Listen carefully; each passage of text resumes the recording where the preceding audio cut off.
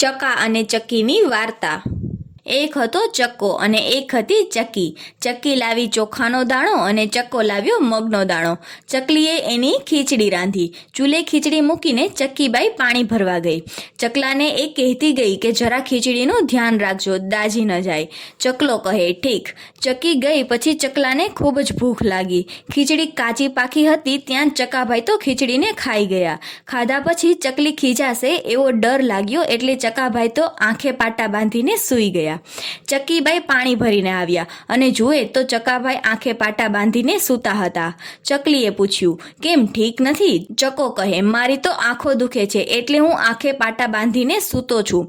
ચક્કી પાણીનું બેડું નીચે ઉતારીને રસોડામાં ગઈ। તપેલું નીચે ઉતાર્યું અને જોયું તો ખીચડી ન મળે। ચક્કી કહે ચકારાણા ચકારાણા, આ ખીચડી કોણ ખાઈ ગયું? ચકો કહે મને તો કંઈ જ ખબર નથી, રાજાનો કૂતરો આવ્યો હતો એ ખાઈ ગયો હશે। ચકલી તો ગઈ રાજા પાસે ફરિયાદ કરવા અને જઈને કહે રાજાજી રાજાજી, તમારો કાળિયો કૂતરો મારી ખીચડી ખાઈ ગયો। રાજા કહે બોલાવો કાળિયા કૂતરાને, ચકલીની ખીચડી કેમ ખાઈ ગયો? કૂતરો કહે મેં ચકલીની ખીચડી નથી ખાધી, એ તો ચકાએ જ ખાધી હશે અને ખોટું બોલતો હશે। ચકો આવ્યો ને કહે મેં ખીચડી નથી ખાધી, કૂતરાએ ખાધી હશે। રાજા કહે એલા બોલાવો તો ઓલા સિપાહીઓને અને ચકલા અને કૂતરા બંનેનું પેટ ચીરો, એટલે જેણે ખીચડી ખાધી હશે એના પેટમાંથી નીકળશે। કૂતરો કહે હા ભલે, ચીરો મારું પેટ, ખાધી હશે તો નીકળશે ને।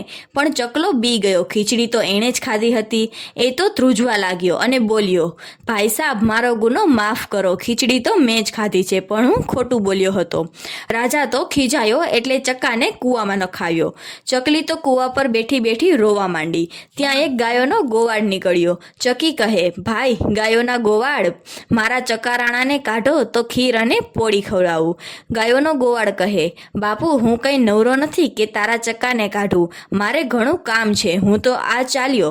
એમ કહીને ગાયોનો ગોવાળ તો ત્યાંથી ચાલ્યો ગયો। ચકલી ત્યાં રાહ જોઈને બેઠી હતી ત્યાં થોડી વારમાં એક ભેંસોનો ગોવાળ નીકળ્યો અને ચકી તેને કહે ભાઈ ભેંસોના ગોવાળ, મારા ચકારાણાને કાઢો તો ખીર અને પોળી ખવડાવું। ભેંસોના ગોવાળે તો ચકીને કોઈ દાદ આપી નહીં। થોડી વાર પછી ત્યાંથી એક સાંઢિયાની ગોવારણ નીકળી। એણે ચકલી પર દયા આવી એટલે એણે ચકલાને કૂવામાંથી બહાર કાઢ્યો। કૂવામાંથી બહાર નીકળ્યા પછી ચકલાએ પોતે ખોટું બોલ્યાનો ખૂબ જ પસ્તાવો થયો।